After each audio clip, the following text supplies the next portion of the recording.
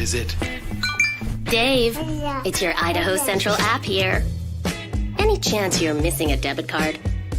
Let's get that taken care of for you. With ICCU's card control, you can turn any card off with the tap of your finger. You got it. And back on again. Ow, ow, ow, ow. The closest Idaho Central Credit Union branch is in your pocket. It's the fall kickoff sale at Lithia Ford of Boise. We're going all the way so you can score more for your trade-in and trade up to a new Ford truck or SUV today.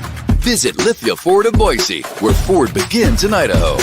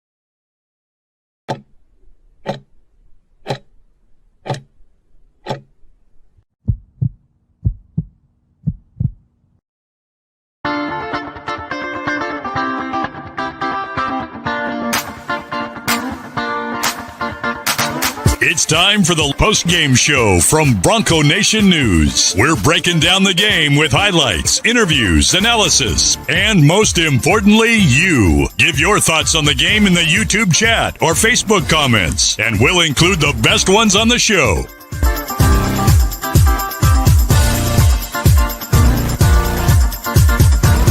All Bronco Nation news broadcasts come from the Western Collective Studios. Head down to Western Collective's locations in Garden City or downtown Boise to try some of their delicious beers, including the Horseshoe Golden Ale, the first beer to support an NIL collective.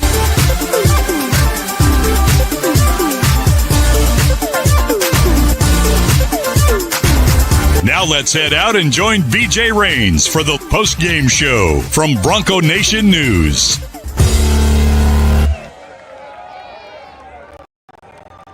Well, the Boise State football team getting it done. It was exciting. It sure as heck wasn't easy. But the Boise State football team overcoming a 14-0 deficit. And they're celebrating with their fans after they come back and take down San Jose State. The final score, 42-21. The Broncos down 14-0, tied at the half. Take control, a 42-7 flurry to finish out the game, getting 4 takeaways from the defense. 3 touchdowns from Ashton Jeanty. A strong game by, Maddox Madson.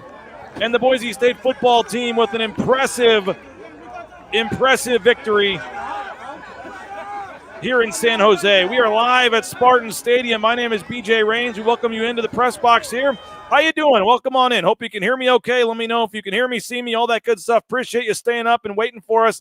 I see the Kansas BYU game is 10-10, so we'll monitor that. It's almost halftime there, so we'll keep an eye on that. But obviously a big game with implications for Boise State if the Kansas Jayhawks are able to take down BYU, and that would certainly open up the door for a number 3, number 4 seed potentially if BYU goes down. So we'll keep an eye on that. That game is 10-10 in the third quarter. So we got Ashton Jeanty. We got Spencer Danielson. We got Maddox Madson. We got plenty of stuff to talk about. We got interviews. We got analysis. We got all kinds of stuff here in the press box. The only problem is it's open air and it's kind of cold, and I didn't bring a jacket. So we will keep this thing going as long as we can into the night. I will brave the cold just for you guys here to talk Boise State football. We got a couple voicemails, but we still want some more. Jaden Finch is ready to put them in. I told you on the pregame show, if you were listening, our folks over at Signature Roofing are offering up a $50 gift card to the Blue and Orange store for the best call. Maybe we'll take all the calls and put them into a hat, and we're going to give away a $50 gift card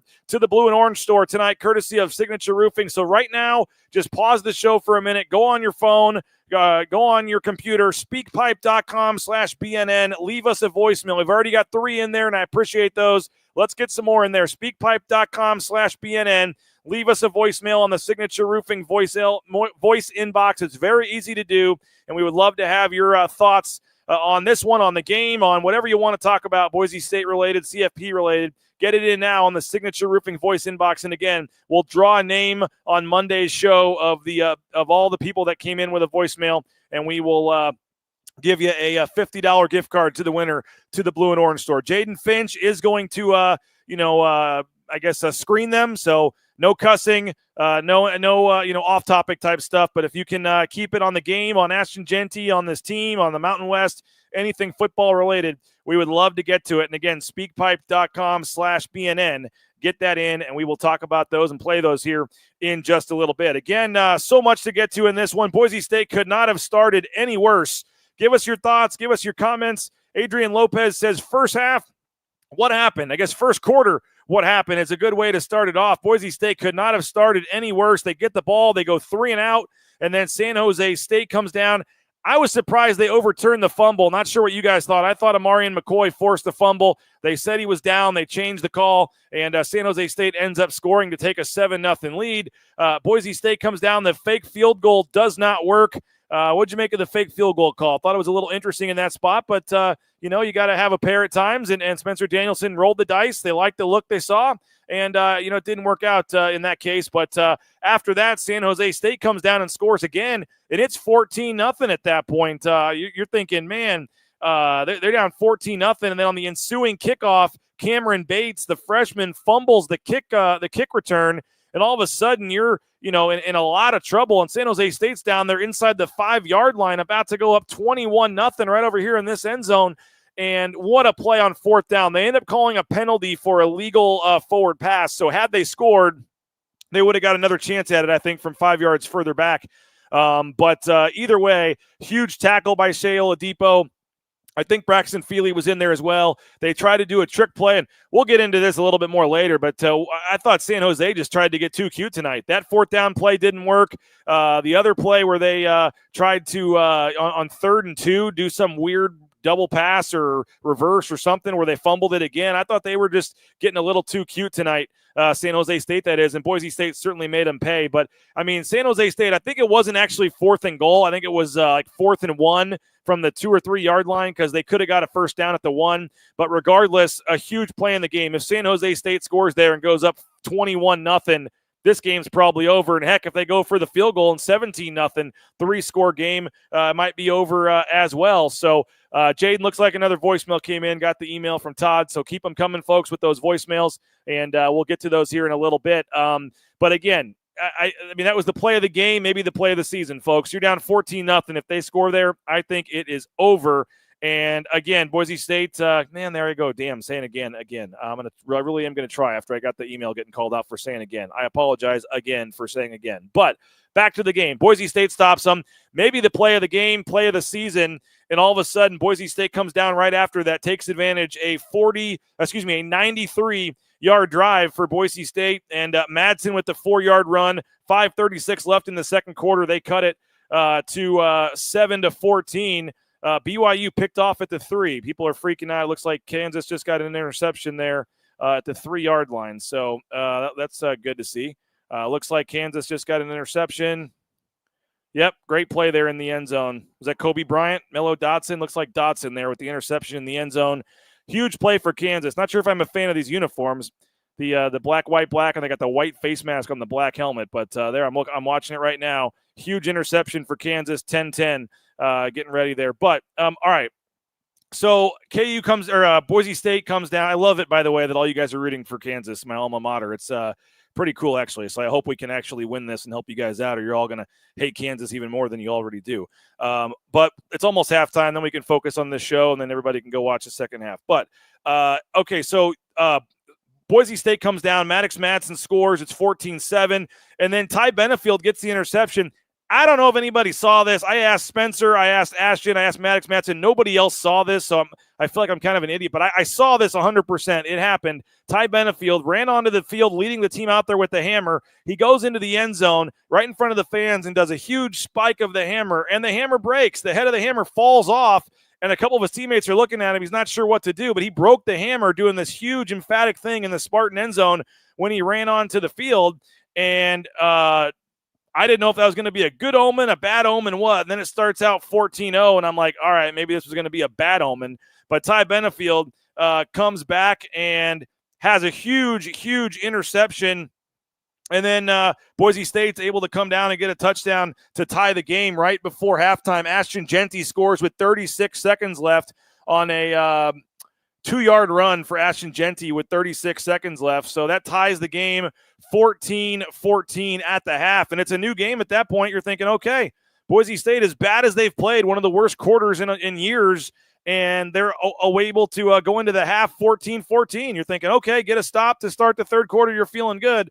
Well, nope. San Jose State comes out a 98-yard drive after that mishap on special teams. Yeah, it is actually possible on special teams to have a break go the other, Boise State's way for once. The ball goes out of bounds at the 2. Well, no problem. San Jose State goes 98 yards, and we'll get into the pass defense. We'll get into the corners. We'll get into the passing yards. Certainly that was a huge issue tonight. And again, don't forget, San Jose State, number 5 in the country in passing. I get it. But it was not a great night for the DBs tonight in terms of giving up passing yards. But Paige, another voicemail came in. Great, Paige. Appreciate it. Keep them coming. Speakpipe.com. We'll get to some voicemails here shortly.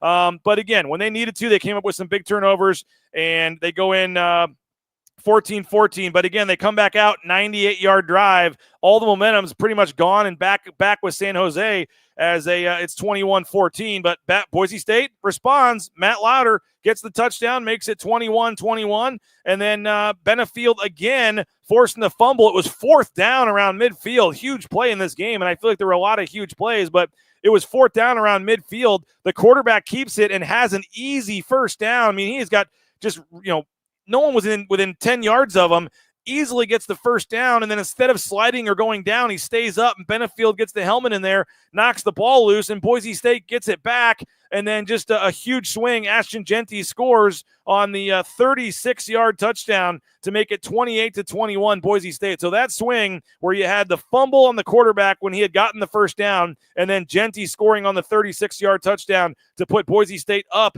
28-21 instead of San Jose State going in trying to take the lead themselves, I thought was a huge swing. And then the quarterback fumbles again. It was 3rd and short. They got cute, tried some trick play. It didn't work. Boise State gets the ball. You're thinking, okay, they're going to come down and score and go up, 2 scores. Well, they stall, and then they go for the field goal, and Jonah Dalmas misses a 35-yard field goal.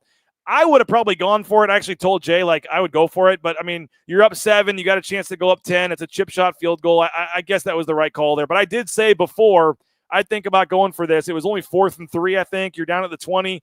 Got a chance to go up 14, maybe kind of really take a stranglehold on this game. But they probably made the right call deciding to kick it. But Jonah Dalmas misses a 35-yard field goal. But for the first time all game, San Jose State had to punt late. I don't know if it was late 3rd quarter, early 4th quarter, the first punt of the game from San Jose State. And then Boise State able to put the game away. You had Ashton Jeanty, the 5-yard rush, and then Devon Banks, the 70-yard interception return for a touchdown.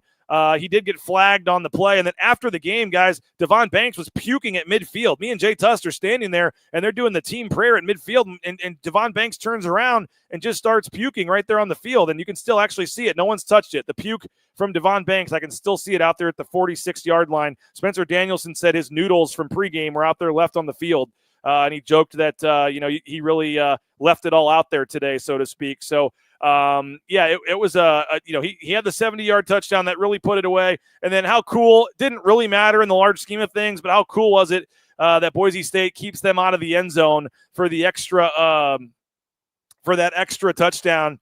Of course, they cover. Anybody that had Boise State, you cover the spread, but just it looks a little more impressive 42-21 than 42-28 for anybody that maybe didn't watch the game. That's that it was kind of a meaning. I know, okay, it wasn't meaningless. It covered the spread, but in terms of Boise State winning the game, it didn't matter. Boise State was going to win the game no matter what. So, but to keep them out of the end zone there, I thought was pretty cool at the end. As Brandon says, please like and sub. Dang it. Yeah, let's, we appreciate that. like the page, subscribe to the page. I agree with Brandon there for once. Yeah, please do that. We're going to get to some of your comments. Let's go down and get to a voicemail, though. Let's kick this thing off with a voicemail. Let's see who we got first on the list here. We got Max, had two of them that are supposed to be played together. Let's go with Max, our first voicemail tonight on the Signature Roofing voice inbox. Okay, BJ, I think I figured it out. We all give Dirk a hard time for running it up the middle, but here's the thing. I think that is by design to just strictly wear out defenses. I think the way that we win games is very methodical and very in control. So running up the middle, pounding that defense, making them tired. We know Ashton Jeanty can go all 4 quarters, and he gets better throughout the game. So I think we wear out defenses, and then we just go out and drive the ball down the field very methodically and very consistently. Back half of the defense still needs some work. DBs are not turning their heads around. I think we got lucky tonight with a lot of those passes. Still makes me mad when the DB doesn't turn their head and they're out celebrating after a dropped pass by the receiver. Yes. Anyway, that's my 2 cents. I think Dirk's doing a good job at just being very conservative, very methodical. I think that's the whole point. It might not be as flashy as we were seeing at the first half of the season, but it's working. All right, this is a follow-up. Probably won't make it. Who cares? Of course, right as I'm recording my last message, BJ, Devon Banks takes it back for a pick 6. Okay. Maybe I just need to shut my mouth about these DBs. Or maybe I just need to keep talking and then they'll do that. All right, this is a That's funny. All right, Max, appreciate the 2 voicemails there. Max chiming in, talking about the DBs. I'm sure there's going to be a lot of talk. And again, Signature Roofing voice inbox. Leave us a voicemail, and we'll get those on the show. Jaden Finch is back in Boise working hard on a Saturday night to help out and get the voicemails into the system. So, again, kind of a fun feature here, kind of like calling into a post-game radio show or something. And it's sponsored segment, so we're doing it, and we appreciate Signature Roofing. And again, a $50 gift card to whoever has the best call in today. But yeah, the DBs, I mean, that's going to be the talk, guys. I get it. DeMario Warren, obviously the corners are struggling. It just seems like the 50-50 balls, whatever you want to call it, when they throw it up in the air, it seems like the DBs are coming down with it almost every single time. We'll get to his offense comments in a minute, but defensively, I don't know if it seems like they're either trying to catch it or I don't know what they're doing, but they don't really do a good enough job of just slapping the ball out or trying to knock it down. They're just trying to make the interception or the perfect play. And I mean, there was 4 or 5 tonight where it's a one-on-one thing and number 11 or whoever just goes up and makes a great catch on the ball and brings it down. So, yeah, the QBs are just throwing it up. And I'll be honest, I don't know why you run the ball if you're San Jose State with this passing attack against Boise State. Why would you have run the ball at all in this game? San Jose State finishes offensively with 25 first downs. They had only, look at this, net yards rushing. San Jose State only had 37 rushing yards, and they finished with 446 passing yards. By the way, thank you to Tyler K. Let's see if I can throw this on the screen. He just sent us $10. I really appreciate that, Tyler. That's super nice of you. You don't have to do that. There it is right there. Just want to take a moment. Thank you for all the content. Appreciate what you're doing, or we wouldn't be here. Thank you, BJ. That's super nice of you. I appreciate the $9.99. I would normally use it to buy a beverage on the flight back tomorrow, but I got to get to Extra Mile Arena and work to cover the basketball game. So maybe if KU wins tonight and I can get my work done and we can find a spot that will still sell me a cold one, maybe we can have one this evening. But appreciate that. Thank you very much. Super nice of you. But no one else needs to keep pouring in doing that now. But again, 446 passing yards for San Jose State. They came in. Oh, Adrian, come on. That's super nice of you, just sending $10. But that's super nice of you. Appreciate it, but definitely not necessary. But thank you very much. Okay, so again, 446 passing yards. And, Nick Nash, let's see what he finished with. He's a very good receiver. They actually did a pretty good job for a while. He finishes with pretty much his season average. 9 catches, 126 yards, and a touchdown. He came in averaging 10 for 130 and a touchdown. He had 9 for 126.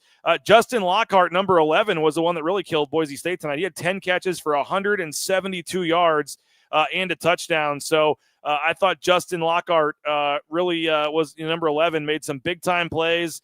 And every time he went up for one-on-one type ball. I thought he came down with it. So I thought the passing attack, those first two drives, I don't know about you guys, but I'm like, I don't know if Boise State's ever going to stop them, like ever, all game. Like, this is just too easy. They're just moving the ball right up the field. It was very scary, those first couple of drives. And every time they got into a 3rd and long, early in the game, Boise State brought a lot of blitzes. I don't know if you guys noticed this, but they brought the house early a couple of times and got burned with some long 3rd down conversions, and they pretty much just stopped blitzing the rest of the time. So I was expecting them to blitz more, and they did it early, and then it didn't work, and they just kind of went away from it. They did not get a ton of pressure on the quarterback tonight.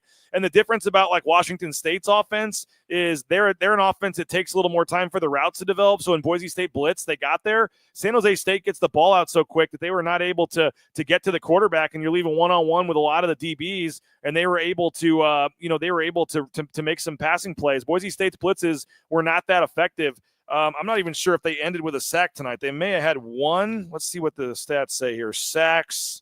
1 sack for 13 yards for Boise State's defense. So, yeah, they really didn't get a lot of sacks and pressure, and he had a lot of time to throw today. And it was, Eric Chenander, again, blitzed early, and then it didn't really work. And Brandon says, I was there with you in the first few scores, mentally prepared myself for a big loss. I mean, honestly, guys, I know some of you are more diehard than others, whatever, but when it was 14-0, and then when the kick was the kickoff by Bates was fumbled and they had the ball, you're thinking, okay, last play of the game was a sack. Was that the only sack the last play of the game? Wow, that is crazy. All right, yeah, wow. They had one where they forced a fumble, I think, but yeah, that's crazy. The only sack was on the last play of the game there, so that is actually pretty crazy to think about. I mean, yeah, I'm right there with you. I saw people on Twitter giving up. That's the way to go down. I mean, I wasn't ready to say it's over, but I mean, it was pretty close. They were not playing well. The DBs were getting torched a lot. But again, they came back with 4 takeaways. Devon Banks putting that game away, making up for it with the pick 6. I mean, they're kind of bend but don't break, or whatever, however you want to phrase it. I mean, they certainly gave up some plays, and they've been doing that a lot this season. They give up some yards, they give up some plays, but when this defense really, really needs to make a play, they've been able to do it. And so, again, they're an easy group to want to criticize, and DeMario Warren's job status and all this. I'm not here to call for someone's job. I'll leave that to you guys. But certainly the defensive the corners have struggled at times this year, have not played great. That has been one of the few weaknesses on this team. I don't think anybody would deny that. But again, when they needed to step up and make some plays today, I thought they really did. And I thought that was super impressive. All right, let's go to Randy. This is Randy on the and the voicemails are piling in here, so we appreciate all you guys. Let's go next to Randy, Signature Roofing voice inbox, and again, speakpipe.com/BNN if you want to get a voicemail in and be entered for a $50 gift card to the Blue and Orange store. Let's hear what Randy has to say after this one. Hey, BJ, that was a great win against San Jose State. I think there were 2 keys to the game. The first was our defense getting 4 turnovers. That really made a difference in the game. And second was Mad Dog. I think he really stepped up this game after he had a bad game last week. So overall, I think we had a good quality win against a good team. They definitely know how to pass the ball around. I'd like to know your thoughts on the secondary. Do you think our secondary is a concern for the rest of the season? Well, thank you for the voicemail, Randy. Hope you guys are hearing these okay, by the way. Let's start with with Maddox Madson. This guy deserves some praise. A lot of you guys on here, not a lot of you, but some of you guys on here, not big Maddox Madson fans. Folks were wanting him benched. Folks are, I get it. We talked about that last week, but he did not play well last week. Nobody denied that. He had a rough game, but he bounced back and played very well. And traditionally, that's what Maddox Madson has done. When he struggles, he comes back and he plays well in the second half. And so I thought that, the next game, he battles back and usually plays better. And so I thought tonight, again, starts off, damn it, I said it again, I'm sorry. Had the rough game last week, but he came back and had a really, really, really nice game. 22 of 30, 286 yards and a touchdown. He was sacked twice tonight, though. We're not used to seeing that. That might have been the first game all year. He's been sacked multiple times, but he did get sacked twice in this game. But again, only 8 incomplete passes, throws for 286 yards and a touchdown. Had some big-time throws tonight. There was a third down to Latrell Caples to move the sticks. There was a couple other just big-time throws that Boise State really could have been in trouble if they don't complete some of these third downs. There was even a couple drops. Cam Camper had a drop over the middle. That would have been a first down play. There was a couple other ones as well. He missed Matt Louder on a throw early, but there were not too many throws where I just thought, man, Maddox Madson really really messed this one up. So I thought that, and someone saying the O-line regressed with the injuries. Alexander says that. Yeah, and they had another one. Tyler Kyneth goes down in this game. Steele had to come back in and play against his old team. But I agree. Maddox Madson stepped up, deserves some credit. A lot of you guys in this chat were ripping on him after the last game. I think he deserves some credit for coming back and having a pretty strong game. 22 of 30, 286 yards, and a touchdown. We got some more voicemails coming in. Let's go to Todd. What do you got for us, Todd, on the Signature Roofing voice inbox? Hey, BJ, Todd here. A couple things I want to talk about real quick. First of all, just props to Maddox. Bounced back, performed really well today. Made some big throws when he had to. Second was Kansas basketball only beat Oakland by 21 today. BSU beat them by 44. So I think we obviously know who's the better program there. Go Broncos. Hey, BJ, Todd here. A couple things I want to talk about real quick. That's hilarious. First of all, just I've got props to Maddox. Bounced back, performed really well. Sorry about that. Forgot to turn the voicemail off. That's hilarious, and I did see that. Yes, I don't know if you guys noticed that or not, but Kansas basketball played Oakland, who Boise State played in the first game of the season, and Boise State beat them by about twice as many as Kansas did. So I guess by whatever comparative scores, whatever you want to say, that Boise State basketball is better than Kansas basketball, if you want to say that. So, you had a couple injuries to the O-line, and Roger Carrion coming back. I think he's getting closer, whether it's next week or maybe Oregon State. But I definitely think Carrion is getting closer. Appreciate the call there, Todd. Strong game for Mad Dog. Let's see what else we got. Special teams. Yeah, that's a topic. Special teams were not great. Again, I know it's killing at Stacey Collins. I mean, the dude was paid a lot of money to come here and fix the special teams, and it really hasn't happened this year. And Jay Tuss put it on Twitter pretty bluntly. Against FBS teams, not counting Portland State, he's not sure Boise State has won the special teams battle in any game this season. And that is pretty crazy. I mean, you go pound for pound, maybe the Utah State game, but I mean, it's hard to find many games where Boise State won the special teams battle. That's pretty crazy when you think about it. This has been a team that's just, whether it be blocked kicks, blocked punts, return, touchdowns, like Boise State has always had great special teams over the years, and it just hasn't happened this year. And it's crazy considering that, I know you guys will scoff at this, but Stacey Collins is regarded as one of the better special teams coaches in America, and they paid him a lot of money to leave Penn State to come back here and fix the special teams, and it just hasn't happened. And again, you had the Cameron Bates kick return fumble, you have a missed field goal, you have the the long return that got them out almost to midfield. I mean, it's just one thing after another right now with the special teams, and that certainly is something that is potentially going to cost his team down the stretch. I mean, this is special teams can win you or lose you a game. We saw what happened in the Oregon game. Boise State would be undefeated and ranked in the top 5 right now if they gave up only 1 and not 2. I mean, even 1, they probably still win that game, but they gave up 2 return touchdowns, a kick and a punt, and that cost them dearly in that game. And it could again, depending, what happens. Collins says Collins is a fraud. Somebody was saying on there. I don't know if I'd go that far. Like I said, Trevor says don't have the players. Daniel, I don't think that Stacey Collins is on the hot seat. I don't think so. Sorry about that. Other coaches maybe, but not going to give Stacey the benefit of the doubt. Warren screwed the special teams up.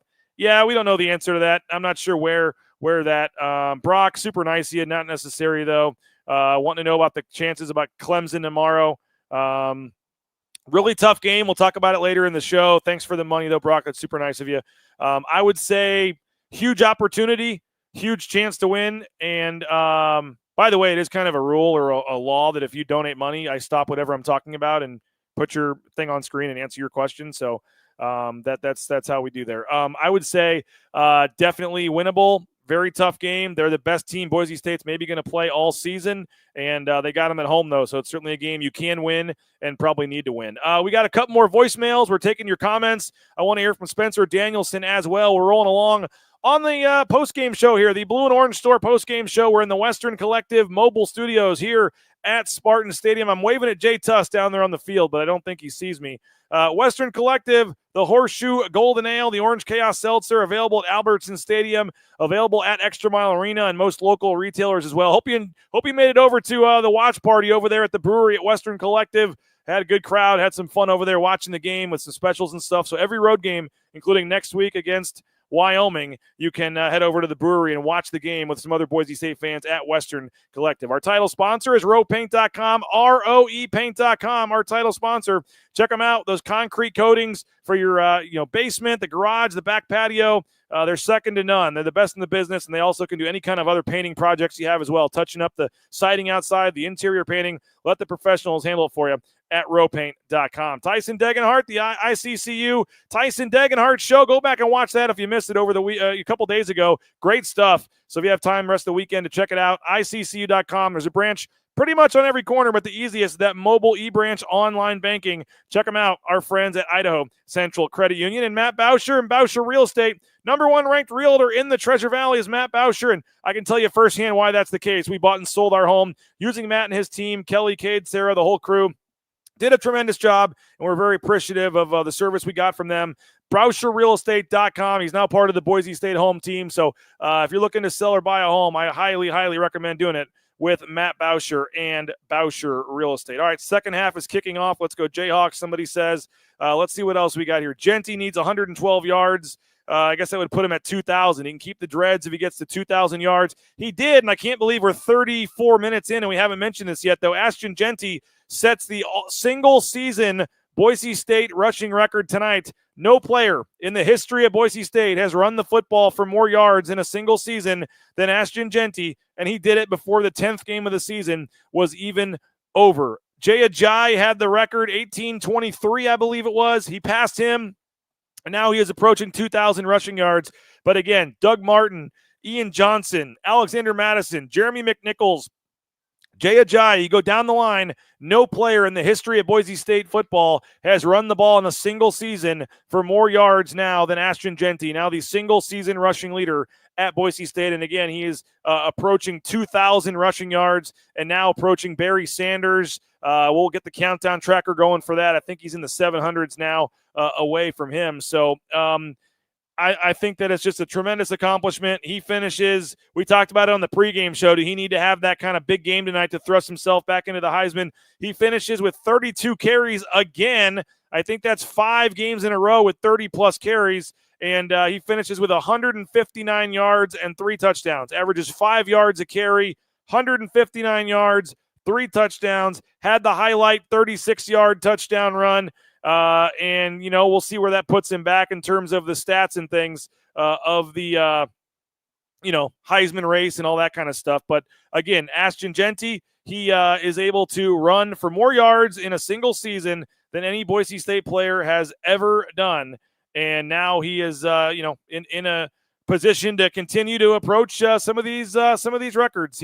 He's got a chance to really, do things as like he already has, but he can really solidify himself with some things that have never been done around here and never been done in college football if he is able to continue with some of the, pace and things that he is on at this point. But, again, Ashton Jeanty, what can you say about him?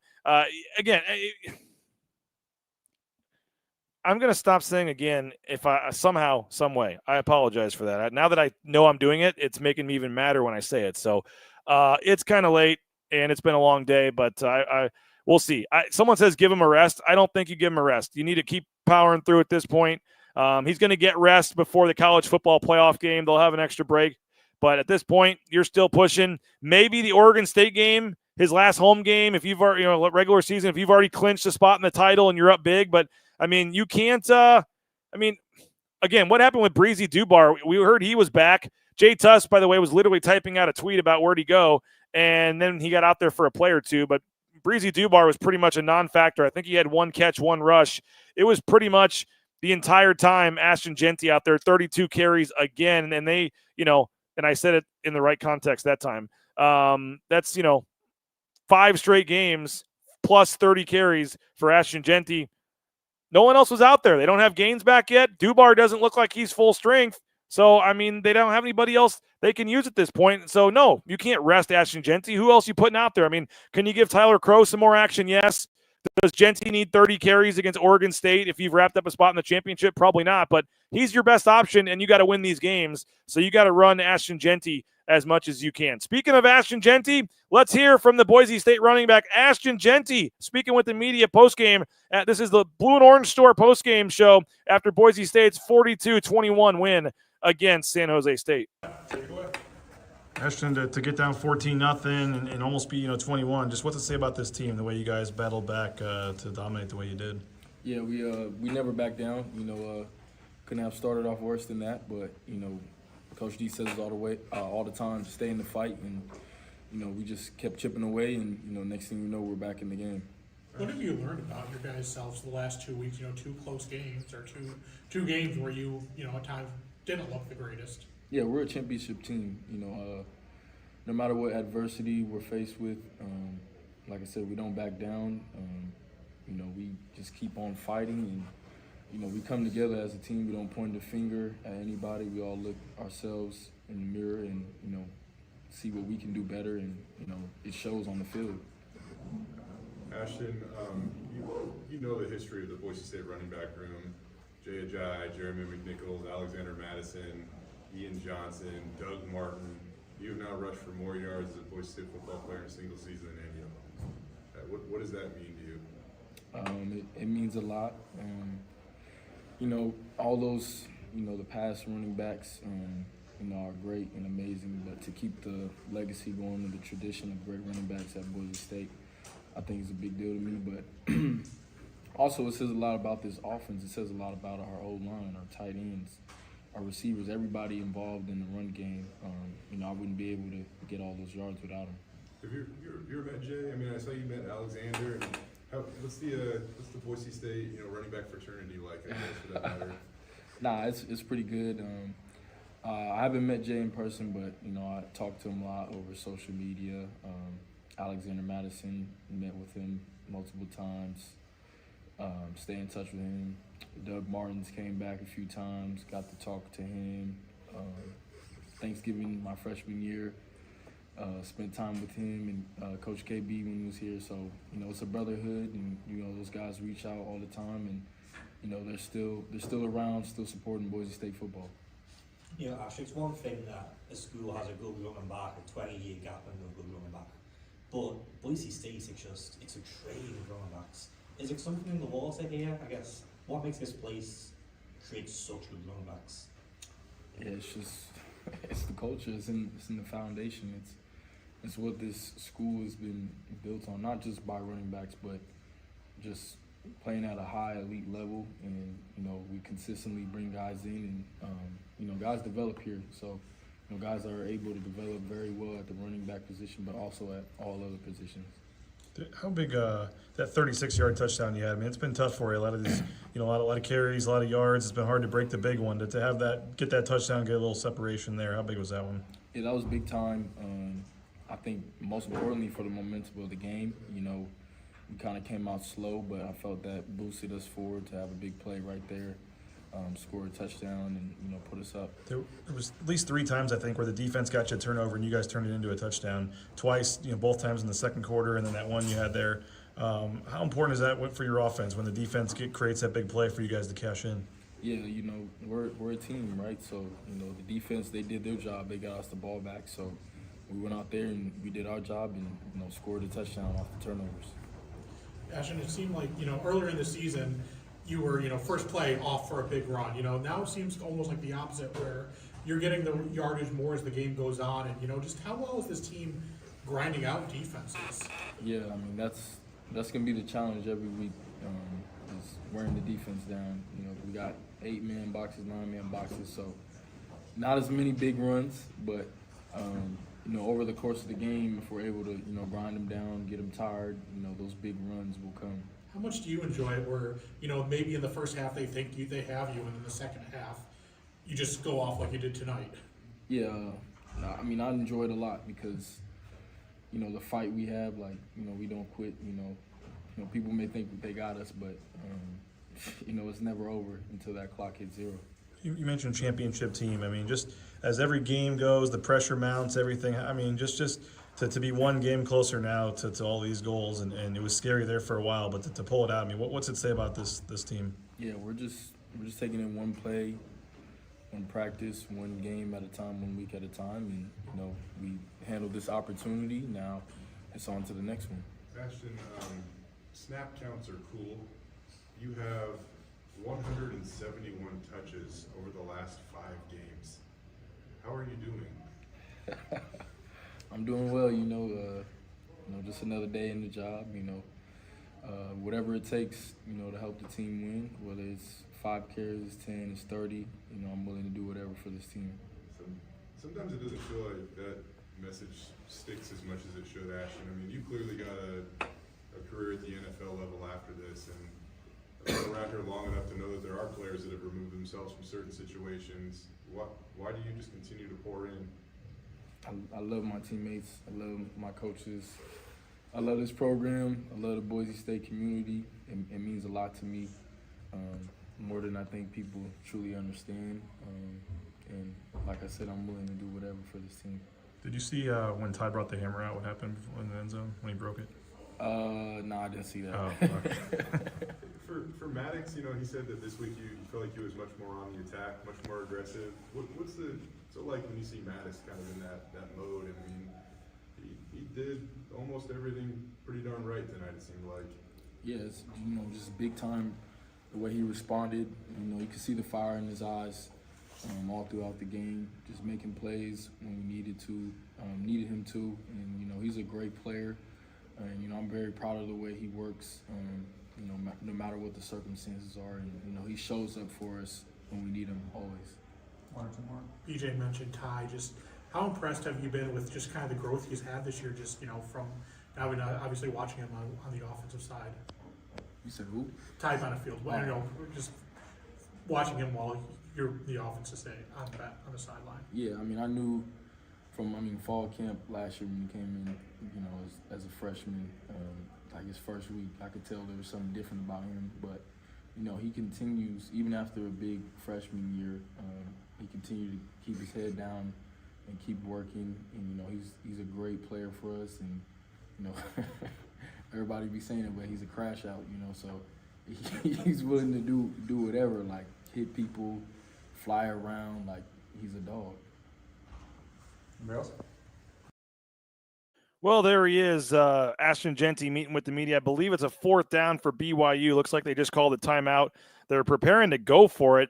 Field goal would give them the lead, but 10-10 here, 4:34 to go in the third quarter. They're inside the 20-yard line, and it looks like they're going to go for it. I'm not sure if they changed their mind to go to a field goal now, but that's going to a commercial break, and we'll keep you updated on that as, again, Boise State hoping that Kansas can pull off the win. That would put them in position to possibly have a chance at that number 3, number 4 seed. We got Spencer Danielson to hear from. We got a couple more of your voicemails. We got Maddox Madson as well. Want to thank a couple more of our sponsors real quick. Ridley's Family Markets. ShopRidleys.com. Check them out. Locations across the state of Idaho, the surrounding states, Treasure Valley, Magic Valley, all over the spots in Idaho. And I love that Kuna location. So friendly feel when you walk in the grocery store, and you get savings up to 40% off at the checkout line using their Skip app. Find a location near you at ShopRidleys.com. Snake River Pool and Spa, Patio and Game, Twin Falls, Boise, Meridian, Nampa, 4 locations to choose from. They've been around since 1978. They're part of the Boise State home team. Check them out, thespateam.com. And again, Snake River Pool and Spa, Patio and Game, whether it's a pool table, a spa, a sauna, they got you covered. View that full inventory online at thespateam.com. As the weather gets cold, gets snowy, gets icy, you need to make sure your vehicle has all-wheel drive, and they've got that at Lithia Ford of Boise. That F-150, the Explorers, the Escapes, all-wheel drive, four-wheel drive. Make sure you are prepared for the winter that is coming here in Idaho. And don't forget, 6 student athletes at Boise State, a lot of the coaches, athletic department staff, they're driving vehicles from Lithia, Ford to Boise. So return the favor next time you're looking for a new vehicle. Make sure you do it at Lithia Ford of Boise. And I want to thank Taco Bell. Me and Johnny had a great time out there on Thursday. TacoBellWorks.com. If you're looking for a job, they are hiring. Check them out, TacoBellWorks.com. SON Management, the Nicolason family, we appreciate their support. And the food is tremendous there. The Cantina Bowls, the kids love the slushies, and the breakfast is great as well. So great food options, very affordable. And again, highly recommend Taco Bell. But if you are looking for that job, don't forget they are hiring. You can check them out at TacoBellWorks.com. All right, we are monitoring the game here. We got a couple of voicemails that we want to get to. Again, the Signature Roofing voice inbox. We're putting all of the folks that give us a voicemail here into the pot. On Monday, we'll draw a name for a $50 gift card to the Blue and Orange store for anyone that decided to leave us a voicemail. Again, you can do it at speakpipe.com/BNN, speakpipe.com/BNN. And Paige wants to talk about San Jose State, their passing attack, and maybe the refs. Let's hear what Paige has to say here on the Signature Roofing voice inbox line. Hey, this is Paige from West Virginia. We were watching the game tonight, and something that I noticed is San Jose was sort of playing like they were playing 500 at an elementary school, like they just throw it up there, and because their receivers were beating Boise State's backs, they were like just playing a game of 500, and they just happened to jump a little higher, get out there a little bit further.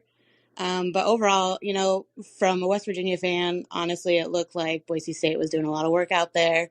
I honestly thought the refs lost a lot of or forgot a lot of calls there for holds when they were trying to rush that quarterback. But, you did it there in the end. You got that one sack at the end.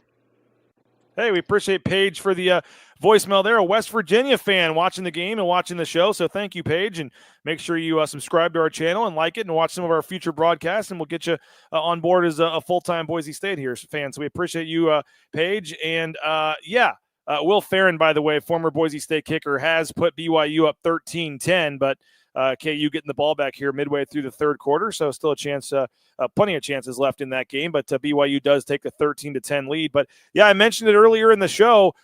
San Jose State just kind of throwing up some of those jump balls, and it seemed like every time there was an opportunity for Boise State to either pick the ball off or slap it away or just do something, the San Jose State guy would get his hands up there and make the catch. There was one where McCoy seemed like he could have got a hand up there or could have got in front of it, and the guy made a nice catch. I know number 11 had a couple of them as well. It just seems like there were a lot of opportunities, and I don't know if it's they're just bigger and taller and can go reach it or what, but there were a lot of those throws that they just went up and got and won the 50-50 balls. They went and got them. So again, there were a lot of, you had 10 catches for Justin Lockhart, 9 for Nick Nash. They had another guy with 4, but I mean, they had 1, 2, 3, 4, 5 different guys with at least 20 yards receiving in this game. And they finished with over 440 passing yards. So, and I'm seeing a couple of comments in here about the DBs never turning around on the ball. Yeah.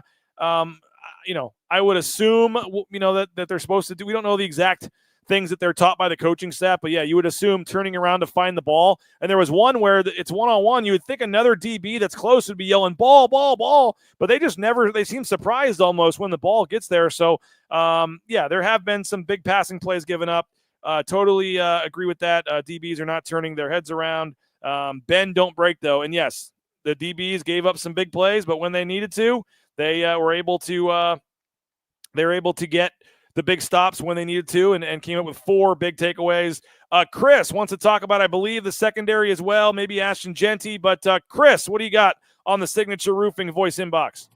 Yo, BJ, huge win, ecstatic. But, man, oh, man, this secondary is going to be the death of me. I don't understand why we aren't playing the ball at all, like not a single time. So either the coaching isn't getting a message across or coaching properly with technique, or you have a bunch of players that aren't taking the coaching, in which case, why would those players be playing?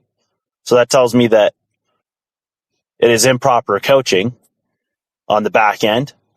And man, with how much of a headache they're giving me, I need a lot more long Ashton Jeanty runs to keep me going, man. This is absurd. But great win. Excited. CFP is still on the table.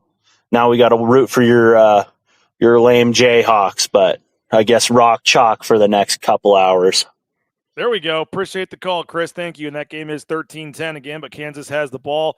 Can't really disagree with anything that he said. Like I said, I've never, played football at a high level, and so I don't know, again, all the techniques and teachings and things, but there does seem like a lot of times where all it would take is a DB putting his hand up and slapping the ball away. I mean, they're right there every time, but as Paige said, they're kind of just playing 500, throwing it up, and their guys going up and getting it somehow. But again, as somebody said, bend but don't break. 4 takeaways. Super impressive. A couple fumble recoveries. The Devon Banks pick 6 almost makes you have to forget about everything else that happened. So they are certainly playing with fire at times. They're bending. They're not breaking. But it paid off for Boise State yet again. And Boise State was able to get the win. Again, it did not look very good at all there for a while. And Boise State goes down 14-0. Was about to be 17, 21-0.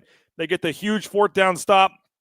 They come all the way back, and they dominate 42-7 after it was 14-0. That's right, 42-7 to finish the game after it was 14-0. The DBs, Derek says, playing 12 yards off. San Jose throwing quick passes. Yeah, that was part of the problem, too. I don't know if they didn't want to get beat or what, but it did seem like they were giving a lot of cushion, and they were getting 6, 7, 8 yards on a lot of those screen plays. But there was multiple 3rd and longs where they were just throwing it up, and they made the play. Again, their quarterback completed 34 of 50. They attempted 50 passes today, 34 of 50, but there were 2 interceptions. He did throw for 3 touchdowns, but he completed 446 yards. Walker Eget, again, 34 of 50, 446 yards, 3 touchdowns. Boise State's pass defense already, number 110 in the country coming in. Those numbers are going to take a hit with another 446 yards added on to the average. So more talk on the special teams. They were getting torched. You could tell the defense had to change. We always play soft pass D. Yeah, again, and early in the season, or early in the game, they were blitzing. There was a couple 3rd and longs, I said earlier, where they brought the house. It didn't work. They completed the passes, and then Boise State kind of stopped with the blitzing at that point. There were some missed tackles early in the game as well. There was one where Boise State did its job. They brought the house. They forced a pass short of the sticks over there on that sideline, and then there were 2 missed tackles, I think, that led to the 1st down. So they did what they needed to do at times, but again, you can't give up 446 passing yards and expect to win too many games. Turnovers sometimes are kind of fluky. There was a couple like the one fumble when San Jose State getting cute on 3rd down. I'm not sure what they were doing there, but they got cute, and Boise State got the ball back, took advantage of it. That was a huge play in this game. The other deflection, but Ty Benefield had a great pick. Devon Banks had the pick 6. There was another fumble recovery that Boise State got as well. So 4 takeaways plus the other stop on 4th down there when they did the weird throwback pass to the offensive lineman, which would have been a penalty for an illegal forward pass anyway. But Boise State got the stop on 4th down, and that really changed the game. Alexander Tubner being out, somebody said, Adrian here, yeah, that was a huge play, or huge factor in this game. Not only Alexander Tubner, tell me if they said anything on the broadcast, because I never saw, but I mean, Andrew Simpson just didn't play. I don't know if he got hurt during pregame warmups or if something happened this week that we didn't know about at practice, but they didn't even announce it. Boise State sent out the list of players who were out in this game, and they did not say anything about Andrew Simpson, and then he just never played. So there was some injury that Andrew Simpson had, and I don't know if they said before the game if it was in warmups or when it was or what happened, but Andrew Simpson was out injured, some sort of undisclosed secret injury that we didn't know about, and he was done for the night. So you have 2 of your best defensive players, 2 all-Mountain West caliber defensive players, Alexander Tubner and Andrew Simpson, both out, and the Boise State defense really stepped up and made some plays when they had to without them. So Spencer Danielson, head coach at Boise State. Let's hear from him after the win. Appreciate you guys' time as always, and got to always start out, man. Thank you, Jesus, for the victory. Man, we serve a champion, and doesn't mean it's always going to be perfect or pretty, but we stay in it and we trust Him, and just proud of our guys doing that tonight, trusting each other, trusting the work they put in, And, that was my message to the team even throughout this week is you guys are built for this. And always the hunter, not, oh, we're getting hunted. No, you're always the hunter. And our guys stayed in that. I mean, obviously probably couldn't start a first quarter worse than we did tonight. Down 14-0, they're going in to make it 21-0. But when you see the end of it, and our guys end the game 42 on a 42-7 run, that's a testament to this team. That's a testament to their leadership. That's a testament to who these guys are. And I cannot be more proud of them because I see them when nobody else does, the hard work they put in. I mean, it's week 12 of the season, the amount, how hard they practice, how much they live in the training room to be able to go out week in and week out because we know we're going to get everybody's best every single time. And it's our job to make sure they see our best and we finish the game strong, and I'm proud of our guys, man. I mean, even some of the things that didn't go our way, we'll continue to work to clean it up. But I just got to, shout out our team. And, I mean, they're built for this. They trained for this from January to now. This is Boise State football. I mean, we're blue collar. We don't want anything given to us. Everything's earned. Chip on your shoulder. Keep swinging. Stay in the fight. That's this team. And there's still a lot of things we're going to learn and grow from this film, starting with me, to make sure we improve and do things better because we need to. But just so proud of our team and excited where we're growing to. We talked about a hard-fought win last week. This week feels even more hard-fought, just to the way you start. Just what is it about this team that they just keep pulling these wins out? Yeah, it's a testament to our players and how they train. And, we talk all the time about, momentum is created through execution. And it's 4th and 2, or whatever it is, 4th and 1. San Jose State's going in on the 3-yard line to make it 21-0. We get a 4th down stop. Flip it around, offense goes 93 yards down the field. That's not because there's some secret mojo. There was execution involved. Our guys made catches, made throws, made blocks, made runs, and make it 14-7. Then we get, there's a stop, there's a turnover. I mean, 4 turnovers in a game, the most we've had in a long time at Boise State, and we needed every bit of them. Those are always those stats that are game-changing. But I just keep coming back to the fact, our guys, we're down 14-0. I don't think we've been down 14-0 all year. And our guys never flinched. It wasn't like, oh, what is this? Execution. Be the hunter. Always the hunter. And our guys are doing this. There's no speech I'm giving. It's our guys leading it because this is a player-led team. And I'm proud of them. They stayed in. You end on a 42-7 run. From Shea sniffing out that trick play to that throw that Maddox made and the catch that Latrell made to kind of jumpstart the turnaround, how big was that sequence? I mean, our playmakers made big-time plays in this game. And it doesn't mean they were perfect throughout, but they made big-time plays. If it's a catch, if it's a run, if it's a block, if it's a pick, they made big-time plays. We knew what type of pass game they were going to have offensively attacking our defense. And obviously we still give up a lot of yards and all those things, but our guys stayed in it. And they attacked us in a lot of different ways. Nick Nash is the best receiver in the country. That's not my opinion. Those are the stats. And seeing him live tonight, he's an impressive player. And our guys stayed in it, made plays, got off the field on some third downs, gave up some third downs, but still stayed in it and found a way to, even on the 4th and 2 quarterback run, it's not like, oh, they gave it up. Boom, big-time tackle by Ty Benefield, ball's out, Jaden Virgin Morgan gets it, flip of momentum because of execution. So, there's so many of those plays in a game that are created through execution, and it's a testament to our kids and how they work, man. Like I said, I can take no credit. It's not me. It's those kids. And our coaches do a great job leading them, and they never flinch. Up 14-0, down 14-0, things going well. It's next play. And that's why I'm just so proud of these guys. I think so much in college football is you get down and you lose a game or you're up and our guys they don't flinch. And, they're a part of this team. They love their teammates. We're out 2 defensive starters in the game. Those guys brought a ton of juice. Alexander Tubner, Andrew Simpson, bringing tons of juice on the sideline. And players look at them, we're doing this for you. TK goes down the game. No one flinch. Hey, we're going to do this for you. They love each other. And that's not because just on game day. You see them in the building, what they do. This is a close-knit team that loves each other, and it shows in how they play. With Ty Benefield, I'm not sure you saw when he brought the hammer out. He spiked in the end zone and it broke.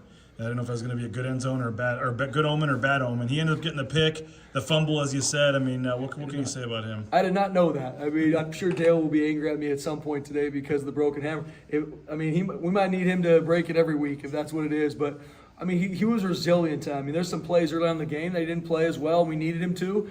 But you talk about a guy that practices. I've used this example. We're doing walkthroughs on Thursday. Ty Benefield makes every tackle. It's not, it's a walkthrough, so I'm going to kind of see my fit. He gets to the football and makes every tackle. So he keeps getting better every week. I mean, he's a big-time football player. I think he's one of the better safeties we've had here ever, and he's going to continually improve and grow. And you talk about a guy that, once again, doesn't want anything promised to him, just wants to work, wants to be coached hard, wants to be getting the nitty-gritty. If you tell Ty Benefield, hey, good job, he's not okay with that. No, coach me. What do I need to improve on? That's why he's improved every week. And two big-time plays in the game, the interception, the forced fumble, and he had a lot of things. I mean, we put a ton on the back end this week. We knew we had to. We knew how we were going to be attacked, and they did a really good job, even in-game adjustments with how we're being attacked. Spencer, you've obviously had a lot of good teams, or Boise State's had a lot of good teams, a lot of good players here. Nobody's rushed for more yards in a single season than Ashton Jeanty now, and he did it before the end of the 10th game. How wild is that? Yeah, I mean, and guys, you guys know my heart on Ashton. I mean, he's our team leader, and I don't know if this is different than other schools. I know it's uncommon where your best leader is also your hardest worker and a guy that loves his team, and his teammates love him, and everybody rallies around him. They rally around the rest of our leaders. Like, this is a player-led team, and seeing what our guys do in practice, how they train. I mean, the amount of shots that our guys have taken, Ashton, our receivers, our DBs, our D-line. I mean, Sheldon Newton's battling his tail off through being banged up, fighting Braxton Feely. I mean, I could go through a whole roster and talk through guys that are banged up, but battling through, find a way because they love their team. Not because of what people are going to tweet about them, not because of what someone's going to tell about them, because they love their team. And Ashton Jeanty, what he does week in and week out, no matter where the game is, we talk about all the time, then put the ball down. It doesn't matter if we play on the baseball field or on the stadium, we're going to be ready to play, and that's Ashton. And how he works, how he trains, how he loves his teammates. He's the best football player in the country. He's also a big-time leader and a elite human being. It seems like earlier in this season, he was getting his big runs early in the game, and now it's almost flipped where he's he has the slower starts, and then just as the game goes on, just keeps getting into his own. Just how impressed have you been with the way he just keeps at it in recent weeks? Yeah, we believe in wearing a defense out. I mean, that's our mentality. I mean, here on offense, we will run the football. Yes, because we have Ashton, but that's the mentality of our team. We want to establish the run on offense, got to stop the run on defense. That's how we train our fronts. That's how we recruit. And so being able to, if it's 50-yard run the first quarter, if it's a 1-yard run, like body blow, body blow, body blow. And at some point, the haymaker's coming. That might be in the first quarter. It might be in the second quarter. That run's going to pop, but it's body blows and wearing a defense down, which opens up the pass game, and that's our offense. We're going to be on the attack. Over the course of the year, have you noticed a big difference in terms of how defensive have tried to scheme for him specifically? Is there anything you can point to? Yeah, I mean, you're going to get, and I've used this, you're going to get a defense's best run-stopping defenses consistently. And Dirk does a phenomenal job mixing it up. So it could be first down, second down, it could be third down. We ran for some third and mediums today, which is not happening a lot in college football because of how much we want to establish our run game. And so you just see, I mean, you're going to get a defense's best. You're going to get at least 9, depending on the formation, hitters to the football. And you're going to get their best pressures, their best run defenses. And that's what we're going to see week in, week out. And there's a lot of film. There's a lot of different ways that people have attacked us. And there's and we know we're going to get their best. We knew going in that this is a really good defense. They're relentless. They've made big-time plays, creating turnovers. And they're a very well-coached team. I mean, Coach Diamatalolo, I think, is one of the better ones doing it around. And that shows how they prepared, how they started. There's a lot of things in starting the game we got to be better. Starting with me, because you can't get down 14-0 and hope that every game you're going to go on a 42-7 run. So there's a lot of things that I'm excited to learn in, but just proud of our guys staying the fight. And back to your initial question, like we believe in wearing a defense out. Spencer, I'm just curious. Early on, it was 14-0. You guys go for that fake field goal that doesn't pay off. Just what's good decision making behind that? Was it analytics, a gut check? Yeah, it's something we've been working for a long time, and it's something that we, it's a call that if you have the look, we're gonna use it. It's something we're gonna continue to use. Like if team's gonna, sell out to block our field goals, which they have been, we got to have answers. And so obviously that didn't work for us today, but we got to find an answer, and we're going to continue to have fake field goals because we got to keep defenses off balance. If they can bring everybody off edges, at some point you're going to have more than we could block. So we're going to continue to find ways to be on the attack. It didn't go our way. It was a momentum swing. Obviously, hindsight's 20/20, and if I knew we wouldn't get it, I wouldn't have called it. But it got stuffed, and we got to learn and find a better way. You talked about wanting to be on the attack and whatnot, and you look at Maddox this week, maybe compared to last week. How much more pleased with you with his ability to just stay on the attack this week? Yeah, Maddox played great. I'm very proud of Maddox, especially a lot of different defensive looks. Hats out to their defense. I mean, Max dropped pressure looks, dime, nickel, Spartan, a lot of different personnels they're getting in. And he did a great job. Smart with the football, smart when to take off, had a big rushing touchdown. We have a dual threat quarterback if nobody knew. And I'm just so proud of him. I mean, I think he threw over 300 yards, and those are big-time throws. I mean, third down completions, staying in it, checking. I mean, he never gets too high, never gets too low, just stays in the fight, on the attack. And that's part of the reason for the fake field goal. I want our team to know we will be on the attack. That doesn't mean it always works your way. We haven't always gotten some of the fourth downs we've gone through, but we will be on the attack in all three phases. That's what I believe in. I believe that's how we play this game, and that's how our guys train, and they know that. Doesn't mean it's going to be perfect. And Maddox is an example of a guy that learned and grew from last week and played one of his better games. To get the turnovers and stuff is one thing, but to turn them into points, obviously, is where it can swing the game. Absolutely. You did that on both your touchdowns there in the second quarter. You did it again on the fumble, and then Jeanty scored the touchdown in the third quarter. Just how big is that to take advantage when you get those turnovers and stuff? BJ's, I mean, it's championship football. And, I mean, the three things we always look at in regards to our winning edge is relentless effort. Like, are we playing harder than the teams we're playing? Because that's a huge part of it. And is it the backside block, the pursuit from the backside corner? Like, those are the relentless effort plays you got to have. And that's really known from watching film. So we'll see how that looks. I think our guys played hard, and I think that's testament to how we finished the game. And then the two stats are the explosive battle and turnover margin. I mean, it's not, well, that's what Boise State football looks at. Those two stats, explosives, and the most important one's turnover margin. And especially to your point, BJ, when you can capitalize those turnovers into points, game-changing plays. I know that the goal is to leave it all out on the field. Devon Banks seemed to leave it all out on the field. Yes, you did. How's he doing, and how big was that play? It was huge. I mean, I saw the noodles he ate at halftime on the field walking off it. That's what we're talking about, relentless effort.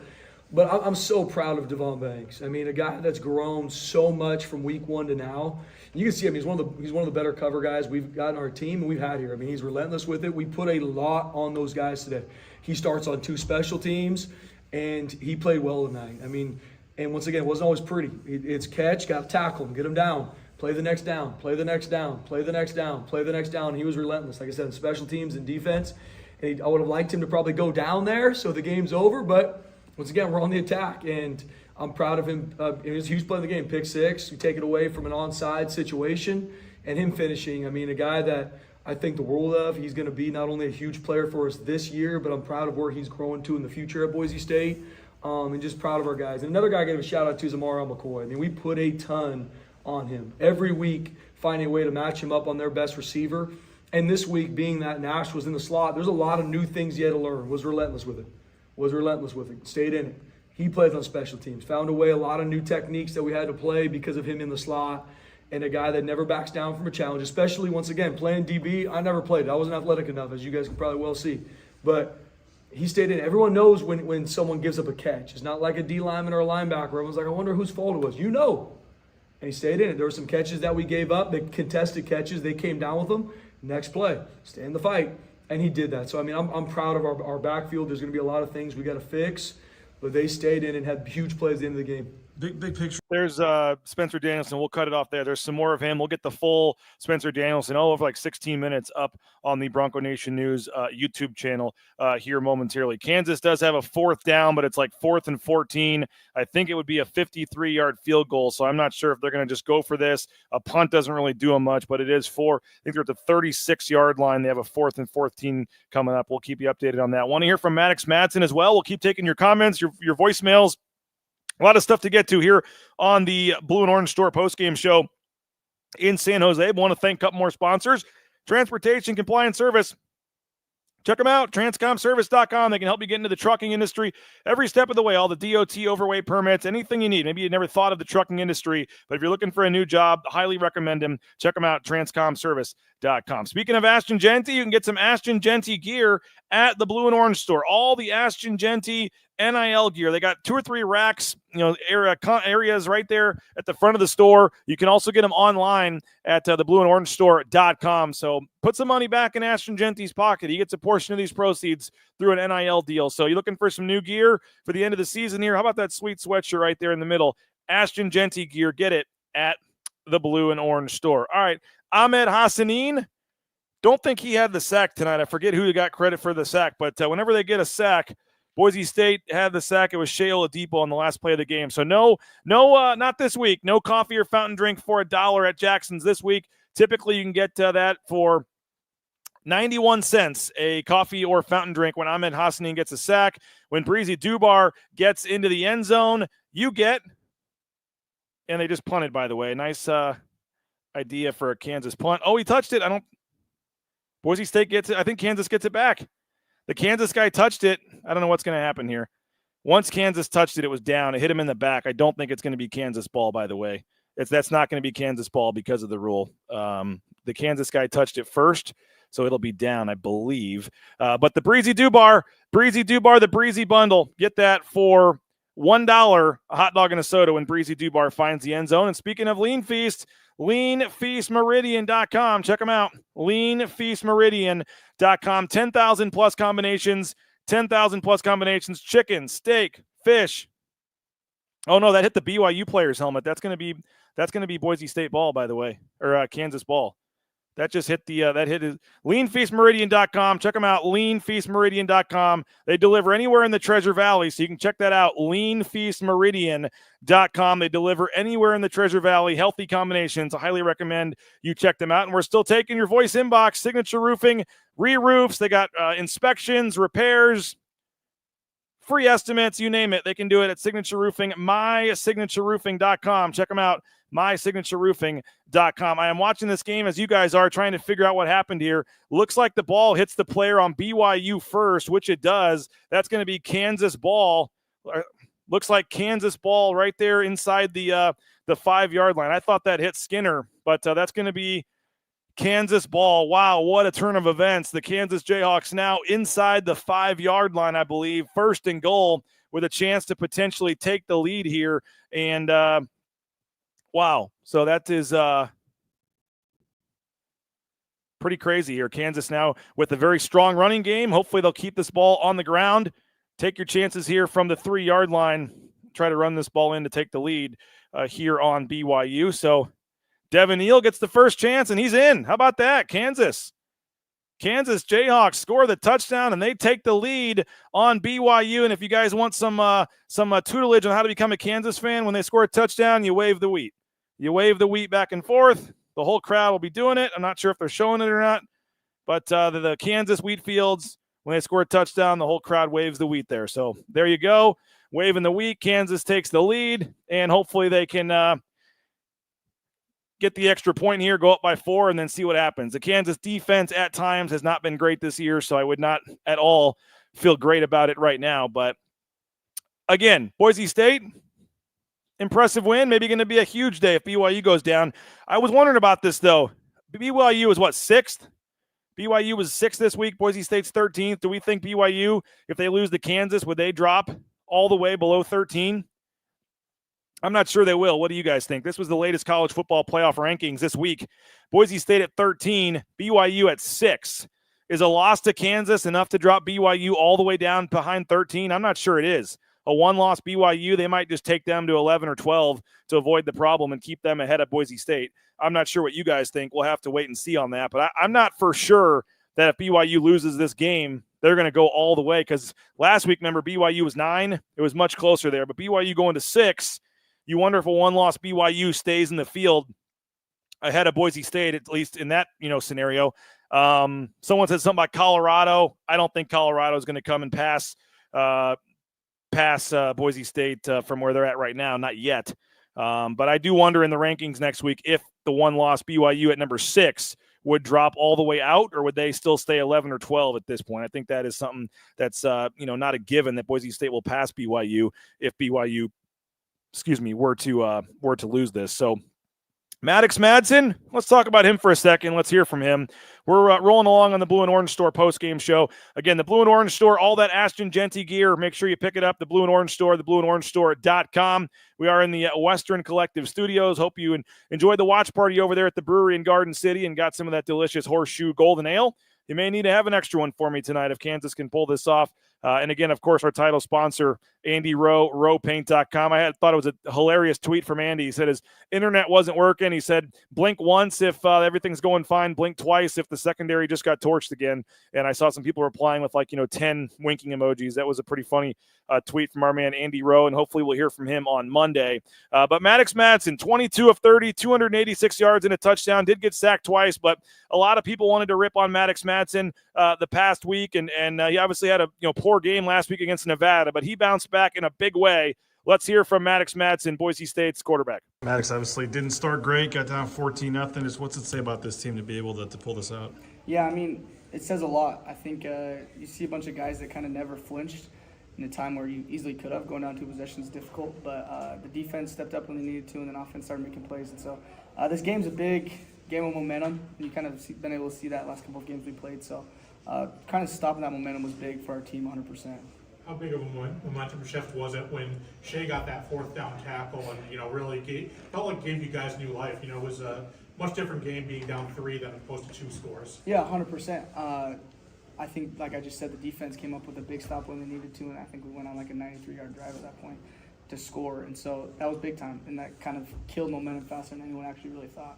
You guys did that a couple times tonight where defense would get a turnover, take away, 4th down stop, and you guys would turn that into points. I mean, how big is taking advantage of those when they give it to you? Yeah, I mean, I think you always talk about the turnover margin in general, but you had points off of turnovers, a big part of the game too. And so being able to capitalize on the possessions that we were given was big for sure. Are you ready to get back out after last week, Maddox? And found a number of your wide receivers again. It looked a lot more like you played the last few weeks prior, I would say. Yeah, I mean, I think like you just mentioned, I was more on the attack than I guess I was considerably last week, and just trusting those guys to make plays, every single one of them, and those guys did when they needed to, for sure. We bring up the Shea sniffing out that trick play, but after that you kind of dropped it in the basket there to Latrell along the sideline. I mean, if you guys don't get that, it just seems like it's a huge uphill battle if you can't come down with that ball. Yeah, 100%. I mean, after we went on to the review, I went up to Coach Coop and I was like, that might have been the best throw I've thrown in my entire life.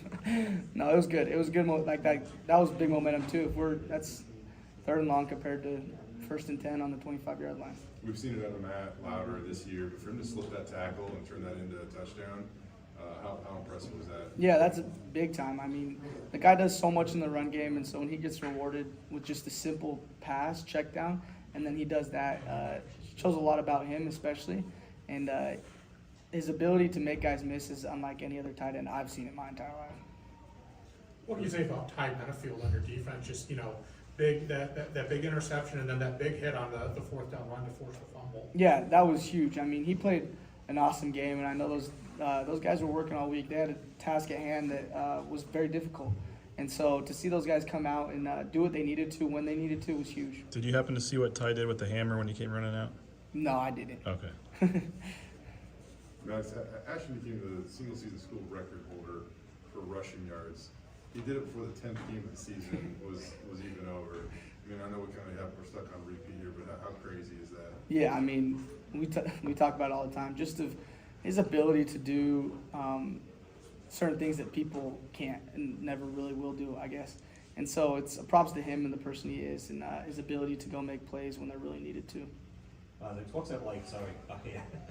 What's it like in a game like today? There was so many turnovers. Just what are your emotions on that sideline? Yeah, I mean, I think you just mentioned the aspect of momentum in a game, and turnovers are a huge part of it. Our defense did an awesome job creating turnovers, and we were able to score points off of those was huge as well.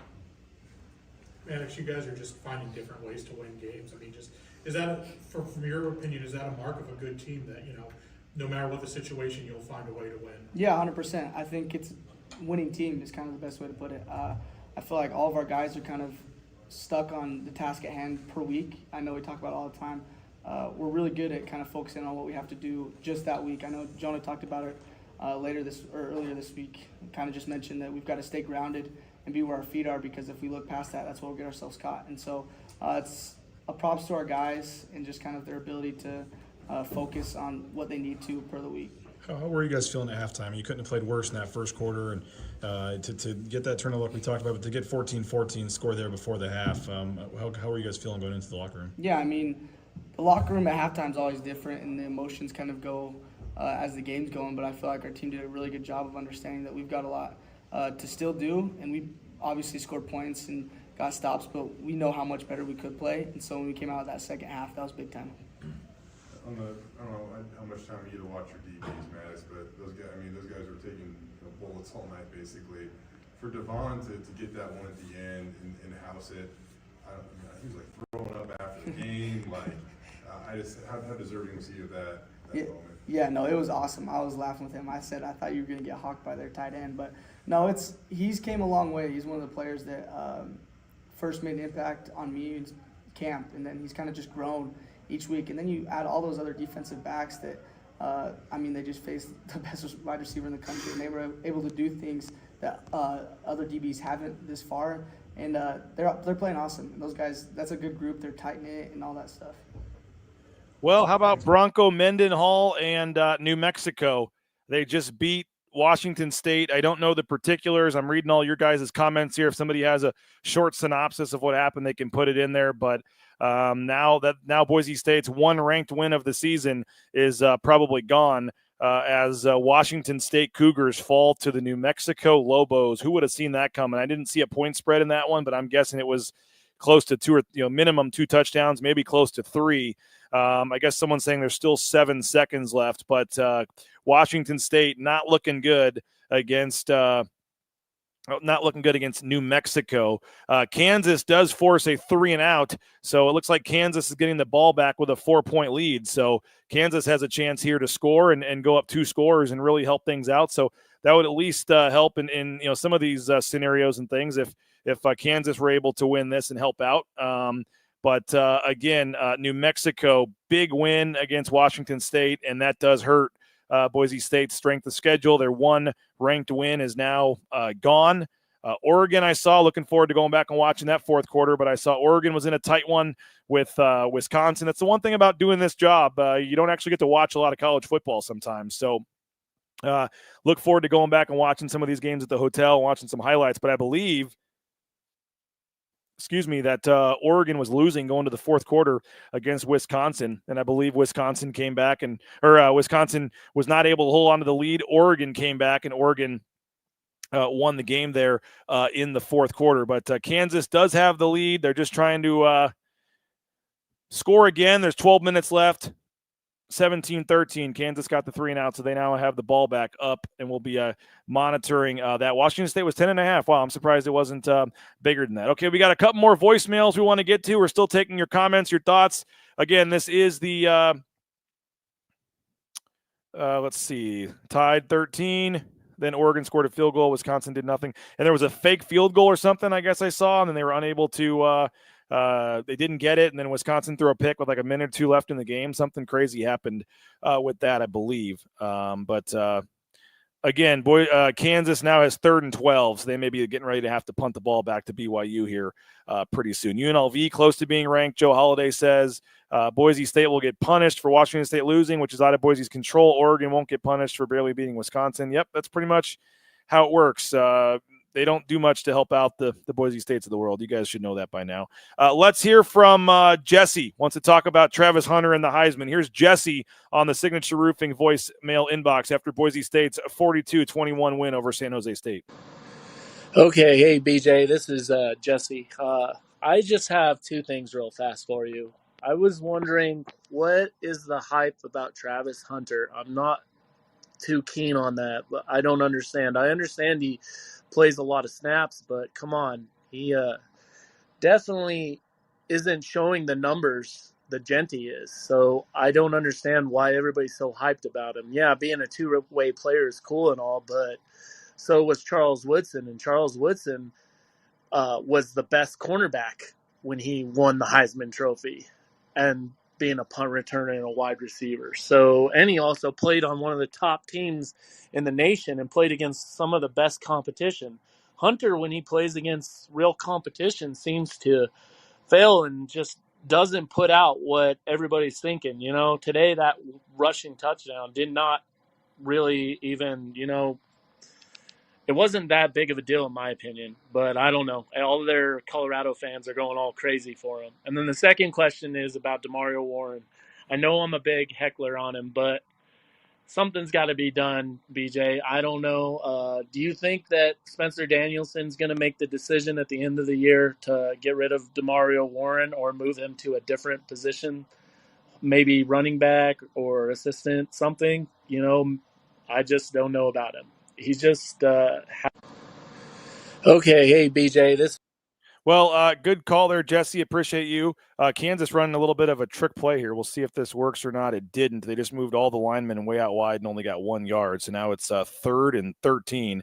Liked their creativity, liked the idea, but the play did not work there. So it's a 3rd and 12, it looks like, for Kansas. We'll see what they end up doing. They had a nice catch there to midfield, but I like the idea. They put 4 linemen out to the right, and then they ran it to the left, but didn't really work for much.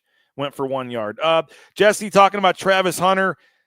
For whatever reason, social media loves Travis Hunter. He had 5 catches today, I think 55 yards. But again, he's the first NFL or college player in like 20-something years to have a rushing touchdown, 5 catches, and an interception. I think Champ Bailey was one that I saw that had done that. So,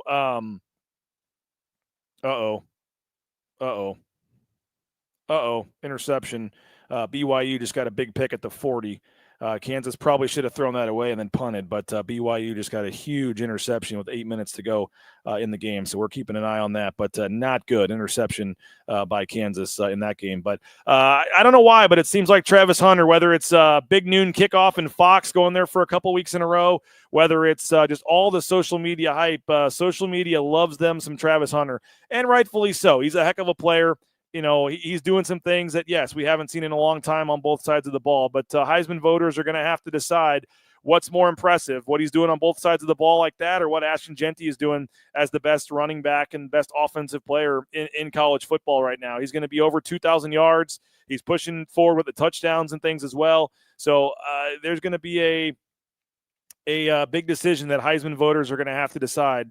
And certainly the hype, it feels like, in the more splashy plays are coming from Travis Hunter right now. Was nice for Ashton Jeanty to have that 36-yarder, but would have liked to have seen probably a nice bigger one if you're like a 60, 70-yard run or maybe another 35-yard run. But he got one. He got his 36-yarder, and he got a nice clip there for social media. But I do think Ashton Jeanty is still facing an uphill battle due to the hype that is now going on with Travis Hunter. So I don't know why that is. I guess it's Dion. I guess it's Colorado. It's Fox. It's a lot of different things. But for whatever reason, social media just really does like Travis Hunter. And there's media that votes. I know Mike Prater is one of the voters. There's a lot of voters. Former winners do vote, but there are a lot of media members that vote. I know Mike Prater, I believe, has a vote. New Mexico did finish that off 38-35 against Washington State. So that takes one of Boise State's, their only ranked win out, probably, if Washington State drops all the way out. So somebody check on Jay Tust and some of the Washington State alums. That's a tough one for them as Washington State falls and Boise State loses their only remaining ranked win, period. Let's go to Austin. Wants to talk about Danny Cannell. This is the Signature Roofing voicemail inbox. Again, we take them after every game, speakpipe.com/BNN. And this will be our final one of the night. This is Austin talking about Danny Cannell. Hey, BJ. Hey, Bronco Nation. I think this is really important for us as fans. I think we need to go out there and we need to get on social media and we need to call out Danny Cannell and Joel Klatt. Joel Klatt has been talking crap about Boise State Broncos, and also Danny Cannell basically said that Tulane is the best Group of 5 team and was talking about us having to have our own Group of 5 playoff. I won't say the word, but that's, that's garbage. And Boise State went on a 42-7 run tonight. What a great comeback. What resiliency. That just shows that they are a championship team. The thing that Boise State does well is they can control the ball late in the game. So if they have a lead by 7, by 10, it's all but over. They can control the clock, and they can absolutely dominate and eat chunk plays like crazy. Go Broncos. And, guys, I really think you should go out there and you should don't harass anybody or anything like that, but go out there and make it known and say, Travis Hunter got torched today by a 5th-string quarterback. He gave up a touchdown. Stop Joe Klatt going out there and saying only good things about him and saying that, a Mountain West running back can't get it. Jeanty's almost at 2,000 yards. He deals with 10-man boxes. Jeanty's the man, and Boise State is a good team, a championship team. Let's go. Go Broncos. I called it embarrassing. Thank you, Austin, for the call.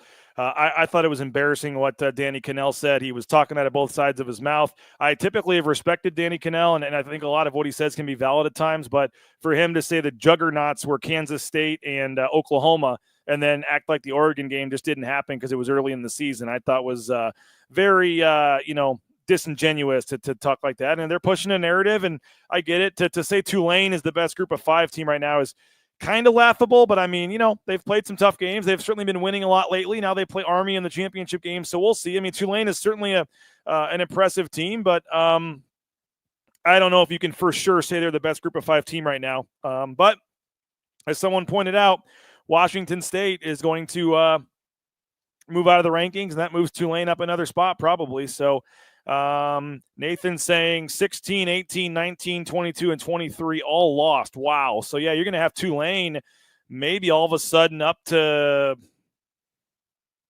16, 17. I'm not sure. You're going to have Tulane and Army probably both move up fairly significantly with all those teams losing, Nathan. That's pretty crazy to look at it from that standpoint. So, a lot obviously can still happen here moving forward. Would be nice if Kansas can finish this off. They just forced a punt somehow and got the ball back, and now Kansas has the ball with about 7 minutes to go and a chance to score and use some clock and maybe salt this thing away. So, Joel Klatt, he went to Colorado. I get it. He is certainly a Colorado guy. They have deals. They have big noon kickoff, all that. They're big on Travis Hunter. I 100% understand and get it.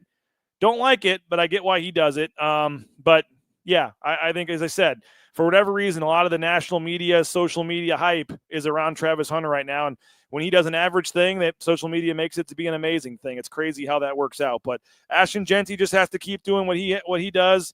He has to continue to put up big numbers. I think he's rushed for at least 125 yards in every game this season. He finished with 159 yards and 3 touchdowns, averaged 5 yards a carry. So a very impressive game for Ashton Jeanty. I do want to go over a couple of the stats real quick. Cam Camper, 6 catches, 92 yards. Latrell Capel, 6 catches for 75 yards. Matt Lauder, 3 catches, 33 yards. Prince Strawn, 2 catches, 37 yards. Chase Penry had a big third down conversion for 16 yards. Dubar, 12 yards on 1 catch. Bolt, 11 yards on 1 catch. Cameron Bates and Ashton Jeanty, each with 1 catch for 5 yards. And only 1 punt tonight, 45 yards for James Ferguson Reynolds. Jonah Dalmas only field goal he missed, and so again he needs I think 8 more in the last 4 games here possibly. So he's got his work cut out for him. I think everybody thought it was a foregone conclusion that he was going to break the record this year, and to this point that has not happened. Yes, Robert Griffin III is high on Boise State. So again, my final thoughts: the Blue and Orange Store post-game show. We appreciate the Blue and Orange Store again. All that Ashton Jeanty gear. Get out to the Blue and Orange Store and pick that up. And again, with the Western Collective Studios, the Horseshoe Golden Ale, go have a couple more of those and celebrate the Boise State win tonight. And our title sponsor, of course, rowpaint.com. But all your painting needs, those concrete coatings, interior, exterior painting, I highly recommend reaching out to our title sponsor, rowpaint.com. All of our great sponsors that make these shows possible. Taco Bell, ICCU, Lithia Ford, Jackson's, all of our major sponsors. We got some cool announcement coming up with Jackson's as well. I'm going to give you a quick basketball thought, but to sum up the football game, down 14-0, looked terrible, about to be 21-0. Shea Oladipo maybe saves the season with that tackle, and Boise State able to come back, get the momentum, score on a 93-yard drive, get the turnover, score again, go into halftime, somehow only down no points. When you're down 14, you go into halftime somehow tied. Just a phenomenal first or second quarter to bounce back. Phenomenal second half. The defense, yes, gave up some yards, but when it mattered, made the plays. 4 takeaways, a couple game-changing takeaways there on the fumbles, and Boise State able to take advantage of it, able to do what they needed to do, and they end up winning by 21. They stop them there at the end of the game. I thought that was a big stop to not let them score. Obviously, they cover the spread, and Boise State with a nice 21-point win. 42-21. So it wasn't pretty in the beginning. It ends up being a nice, pretty 21-point win. It's a statement win. It's another win that gets you closer to your goals. You got to beat Wyoming, and you clinch a spot in the championship game. You're going to clinch a spot to host the championship game. They'll have 2 weeks to sell tickets. I mean, if Boise State beats Wyoming, what do you think? Can they sell out the championship game? Can they sell out, Albertson Stadium for the championship? Certainly that would be something you would like to see. I don't know. I mean, they've traditionally only had 25,000 in there, but if they have the extra week to sell it and it means a spot in the college football playoff is on the line, then certainly that's you'd like to see at least 30,000, maybe get close to a sellout if you can. And Boise State's going to be trying hard to sell that game out, a Friday night championship game on national TV with potentially a spot in the college football playoff on the line. Kansas has 3rd and 2 here. The quarterback Daniels is going to keep it, and he did not get it. So looks like they might go for this just because their coach is a little bit of a gambler, but it's 4th and 1 from their own 31, it looks like, or 32. And Kansas, unfortunately, going to probably have to punt the ball back to BYU with about 5 minutes to go. And we'll see if Kansas can hang on and what that means for Boise State with BYU. Obviously, about 5 minutes to go in that game. If folks are watching this tomorrow, then you'll know what happened at this point in the game. But appreciate all of our sponsors. Thank you to all of you for watching this. Basketball tomorrow, Clemson, 11:30 game. We will have a pregame show starting about 10:30. I already taped an interview with Abe Jackson. We've got a whole pregame show for you. We will show you warm-ups live. Jaden Finch is going to be at Extra Mile Arena.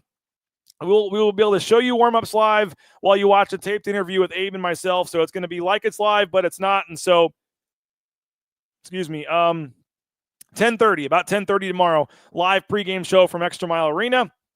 Hopefully I'll land and be there by halftime, and then we'll have a full post-game show after the game as well. But Clemson, I wish I was catching the raid. I'd love to get home tonight, but no, I got a 9:30 flight out of Oakland tomorrow, so it's supposed to land about noon. The game starts at 11:30, and we'll try to get there by halftime, and hopefully Boise State's up 10, and it'll be a fun second half, and then we'll talk about it on the post-game show, but there's no way to get back sooner, so we'll be back by about halftime. That's the goal. And I'm not going to confirm or deny, James, that I want to watch the end of the Kansas game, but we have been going for an hour and 40 minutes, and the main reason is I'm doing this outside in an outdoor press box, and it is cold, and I need to warm up. So, yeah, that's the main reason I'm ending this. We're about out of topics to talk about, and it is very cold, to be 100% honest with you. But, again, Boise State a chance to there I go, damn it, saying again. Boise State a chance to get a big marquee non-conference win. I said all along 9-2 in the non-conference would be good enough. If Boise State 9-2 could go at 9-2 in the non-con, I think that would be good enough for them. And you'd feel pretty good about that. And that means you can only lose one more game. So you don't want to have to run the table after tomorrow. You'd love to get, it's pretty rare to get an ACC team, an NCAA tournament type team to come in your building, come all the way across the country and play. So if you're Boise State basketball, you got to take advantage of this. Should be a big crowd, should be rocking. If you have tickets and you're not going, pass them off to somebody that can. And it's going to be a massive game, massive opportunity. Boise State plays pretty well at home. They don't lose very often at home. You hope the big crowd gets behind them. They need to hit some more three-pointers. They only had 7 3-pointers in the last 2 games, so they need to hit some more three-pointers and rebound. Got out-rebounded by 15. That's my big number one takeaway, my final thought. Got out-rebounded by 15 against Clemson the first time they played. They got to find a way to win the rebounding battle tomorrow morning. So appreciate all you guys. Thank you so much. Go support the sponsors. Go subscribe if you can. $50 gets you a full year at BNN using the promo code BNN50 deal. You see it there at the bottom of the screen. So $50, you get $20 off your first year